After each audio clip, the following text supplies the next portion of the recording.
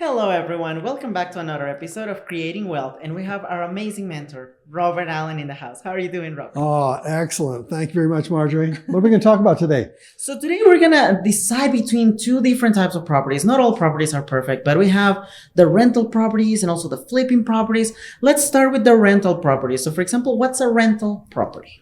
A property is a residential piece of real estate. It could be a house, a single-family home, a condominium, a townhome, a mobile home. These are where people live, and you got to live in one of those, or you're going to live in the park, right? You don't want to do that.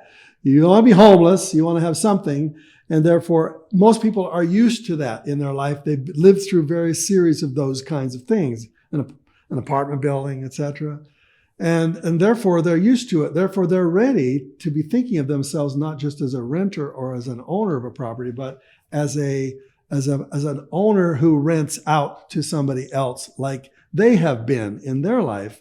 So that's residential stuff. So it all starts with real estate. The decision you have to make is, do I want to hang on to it, continue to hold it, to handle the hassles of ownership, or do I want to flip it? And do I want to flip it even before I actually take title to it? Yeah. They call that wholesaling. So we'll be talking about today what you should be doing, and repeat after me. I need to buy at least 2 properties a year. Raise your right hand. Repeat after me. I need to buy 2 properties a year for the next 10 years. And if I do so, I will retire wealthy. Now, so you're going to buy one and you're going to flip one. So what are some of the benefits that you have seen from holding rental properties? So what's happened over the last year? We've seen those people who bought properties and hung on to them have had their properties dramatically go up 50% in value. I mean, it's just explosion of growth. When is that going to end? Well, it will end. Sometime in the next 5 years, this enormous demand will end. And at this time, it'll slow down. There'll be a softer marketplace. We'll call that a buyer's market. But the bottom line is, if you own that real estate and you have a chance for it to appreciate in value, you also get cash flow from it. You get tax benefits from it. You get equity buildup. It means you're paying off your mortgage over a period of time till eventually you hold it long enough, that property mortgage is paid off to zero. And that is when you have a cash flow property that's just pumping out cash like an oil well in your backyard, just cash flow every single month. So renting and holding and watching that value increase requires some different strategies. It means you've got to learn how to rent it. You how to find the right kind of tenant, because the tenants can literally destroy a property. They can cause you all kinds of hassles. So there are systems for how you find the right tenant and put that tenant in there in such a way that they won't want to destroy it. One of those techniques is a lease option, where you can say to the seller, would you like to own this property? You really want someone who would like to own it, because if they own it, they'll take care of it. If they're a renter, they don't care. You own the property. They can leave in the middle of the night, create all kinds of hassle. But if you rent it out with a lease option, you're now leasing the property, and now the tenant starts to feel like it's their property, like they really want to own it. Now, not all the time will the lease option actually be exercised, where they'll get to the point after 3, 4, 5 years, and the property's increased in value, and maybe they can't afford it. Or maybe they've moved in a different direction, but at least you've selected a person on the front end who is a potential owner. Therefore, you can charge them a little bit of a deposit on the front, a higher deposit you can get from a regular tenant. You can get 2 or 3, 4, 5 times as much as a deposit. And you can say, and we'll apply this to the eventual purchase price. If you don't buy it, then I'm going to keep your deposit. And maybe I won't keep the security deposit, but in other words, if they're going to come up with negotiate it with them. Yeah, it's a negotiation, exactly. Sometimes you can even say, I'm going to charge you higher than normal rent. If it's $1,500 a month, normally as a rental, yours going to be $2,000 a month. But 500 of that is going to apply towards the eventual purchase price. So you get to use their cash now. If they don't exercise the unit, then you keep all the money anyway. If they do exercise the unit, then that $500 a month, $6,000 a year, you throw into 5 years, that's $30,000 would be deducted from the eventual purchase price. So the longer they stay there, the bigger incentive they have to buy it. So you have to fix the purchase price in the future. You have to fix a price. You might say, we'll get 5 appraisals or 3 appraisals at that time, and we'll take the average of the 3 appraisals, and you'll pay the average of those 3 appraisals, and we'll apply the $30,000 that you've built up over a rental period of time towards the eventual purchase. So it's kind of like a discount, right? So I'm just touching on this just over the surface. There are lots of things you can change and negotiate in this, but what I was trying to do is solve the problem that people have when it comes to rentals. They're afraid that there's going to be that their wealth is at risk because of the way they selected the tenant. So I just gave you the solution there. There are a lot of other techniques that we can apply. The other option is, and I think you should be buying one and selling one, flipping one. You're going to flip one. Maybe it's more expensive than you could own. Maybe it's not in a neighborhood you would really like all that much. The ones you want to keep are the ones where you are going to be proud to have put that in your portfolio. Frankly, you should be probably buying and keeping 2 if you can, and maybe flipping one. But the flipping gives you immediate cash. For example, just last week, one of my students, and remember, everybody thinks that the real estate market is so hot that you can't buy, that you can't pay retail for a property. Of course you can. It just requires more looking. So remember, you're only going to buy 2 this year anyway. So you got 6 months to look. You don't fret yourself over it. Just keep looking. You keep looking for that highly motivated seller. They kind of pop up constantly in a marketplace.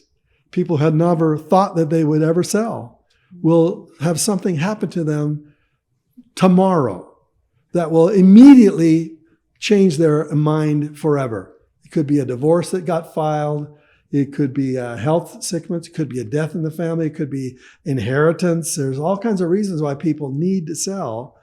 And therefore, you have to keep looking because you can be there on the front edge, on the cutting edge. As soon as that person comes on the market, maybe they really don't understand the value of the property they have. They just made a decision on what they want to sell it for, and you just show up at that time. Maybe it's a for sale by owner. Maybe it's a realtor listed property. Bottom line is you got to keep looking. And you're gonna find some property you really don't want to put in your portfolio. You don't want to own that one. But if you could make some quick money on it, yeah, I would do that.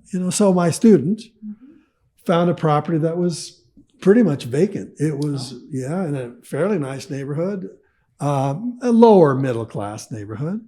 But it was obvious that the seller wasn't living there. And it was obvious that it had been badly taken care of, that the neighbors were probably upset that this property had been just sitting there and really destroying the view of this nice houses, exactly. Yeah. There are other homes that were nice. And like I said, it's lower middle class. It wasn't the nicest neighborhood, but it was okay. And our student did a fancy little technique to get people to call to buy that house that they didn't own. Now, this is really, really strange. How can you get somebody to call on a house you don't own? That's right. Is that even legal, though? I mean, Oh yeah, it's legal. You bet. You're going to say, if the seller wants to sell, then I'll take this offer to them, and if they will accept the offer, then you can win, right? Oh. Yeah, there are just so many ways that are so unorthodox ways of getting a seller to sell when they didn't think they were going to sell, right? So the guy was not living in it. Guess who called on the ad?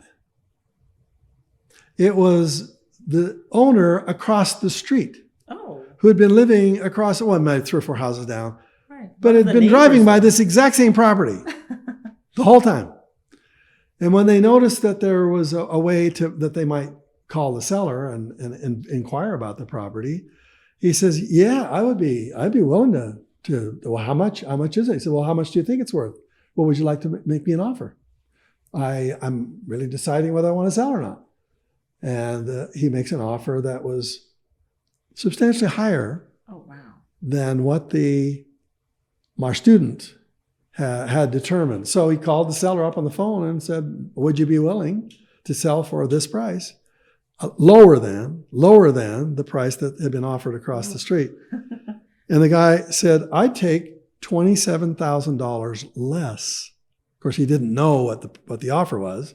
The seller says, I want X. It was $27,000 less than the owner across the street was willing to offer. Oh, wow. And so our student said, fine, I'll draw up the contract. And if you'll sign that contract, I can get the money in your hands quickly. Oh, wow. Well, a couple of weeks later, our student walks away with $27,000 in cash. The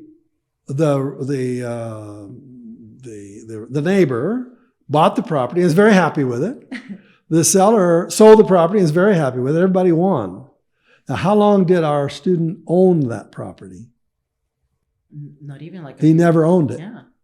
He never owned it. So one of the reasons that real estate people don't get installed in real estate is because they're playing the traditional retail game, which is find a property in a neighborhood you would live in, which is usually much higher than what other investment properties could be, save up enough money for the down payment. If you're an investor, you have to save 25% of the property.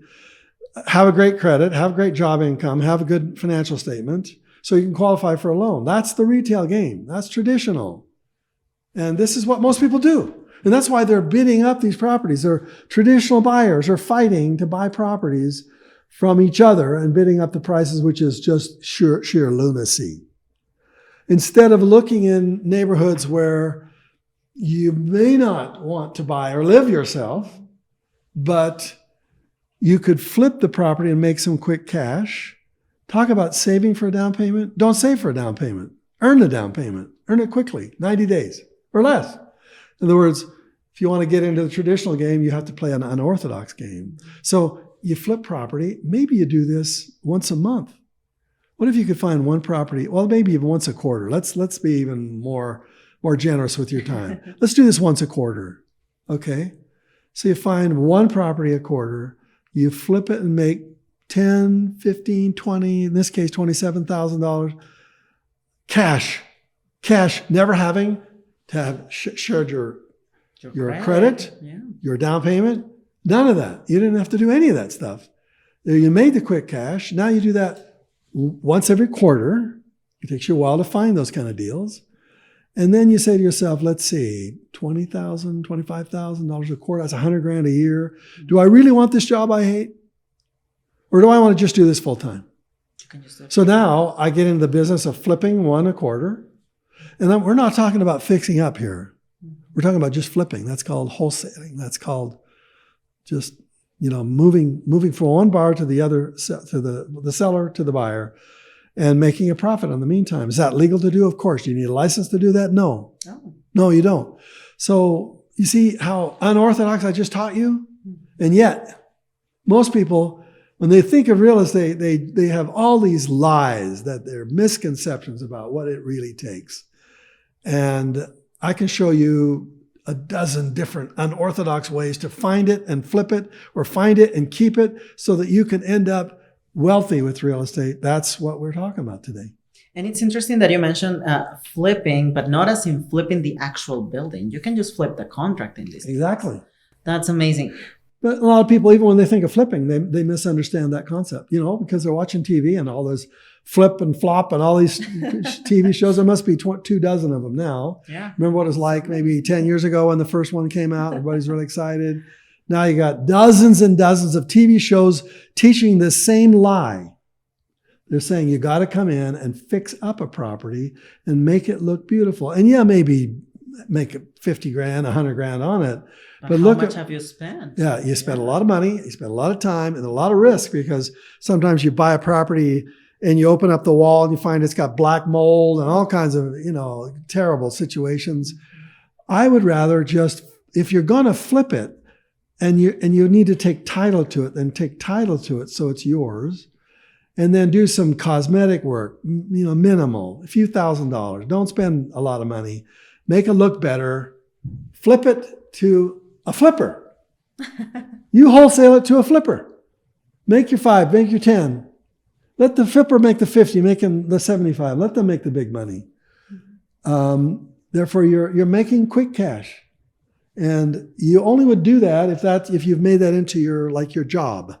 This is my cash earning situation, because long-term rentals, the cash flows are not good. It's going to take a year, 2 years, 5 years until you're making $300-400 a month from that property, $500 a month, unless you're using some unorthodox ways of turning a rental into a day rental or a week rental, or you're doing it with Airbnb, maybe. Airbnb, exactly. There are a lot of really trick ways to get more cash flow from your real estate. Most people just do traditional renting, and therefore they end up with traditionally small cash flows or negative cash flows. So I'm just trying to get you to just finally come to the aha. The way you've been thinking about real estate is not correct. Real estate millionaires don't do it that way. They don't fix and flip. They flip or they wholesale. They find people all across the country. There's all kinds of ways of finding out, all kinds of software that you can get where you can literally have every property in the United States identified, whether that property is free and clear, which neighborhood it's located in, whether it's even vacant. You can find out if that property, comparably to other properties next to it, is below its price, what its fix-up value would be. If you did fix it up, would it be comparable to the things that have just been fixed up? And so there's incredible software that you can get to do that. What I want to teach you through the systems that we teach, obviously, is how you use that software to identify at least one property every 90 days. And you might be looking for a week or two to find something that really just gets your blood boiling, but I can guarantee you in 90 days, you're going to find something. And most realtors don't do these kinds of nationwide software programs. They only have a multiple listing service in their own community. But what if you had the multiple listing service for 50 communities in the United States? So you could scan all 50 of them at one time. See, most realtors, your mother-in-law is a realtor, your Aunt Fred is, your Aunt Fredina is your Uncle Fred is a realtor. He doesn't have any of that stuff because he's a local guy. He's a local gal. Most of them really have no clue on the way you can find a property that's a bargain property in another state. Now, I recommend that you buy your first few close to home so you can learn how to ride the bicycle close to home. But once you learn how to ride this bicycle, you can go anywhere in the world. Yeah, exactly. So hope that gives you, all I want you to come away with our podcast today is like, maybe I've been thinking about this wrong. Maybe I've been lied to. Or maybe it wasn't a potential, a real lie. They really weren't trying to lie to me. They just didn't know that there are other ways of doing this. But you know why they don't know it? Because they've never done it. Most of the realtors, you got to ask them, do you own real estate? Most of them do not own real estate. They might own their own home. But in terms of rental real estate, they just don't. Commercial real estate, I'll bet you 1 in 10 realtors will have an investment property. So when you go to somebody who wants to help you buy an investment property and you ask them that question, do you own an investment property? And more than likely, the reason they don't is because they're operating off of lies, off of misinformation. That's why they're not getting into it themselves. And therefore, do you really want to deal with a person who is looking through the lens of the glasses of a realtor who really doesn't know what he or she is talking about? And no, you don't want that. You want to deal with a rental realtor, a realtor who does rentals, who understands it. Well, thank you so much, Robert. And thank you for uncovering the mystery of flipping as we've been live before. So thank you so much for giving us so much information You're about welcome. flipping. And we are super excited to see you guys on our next episode. Thank you.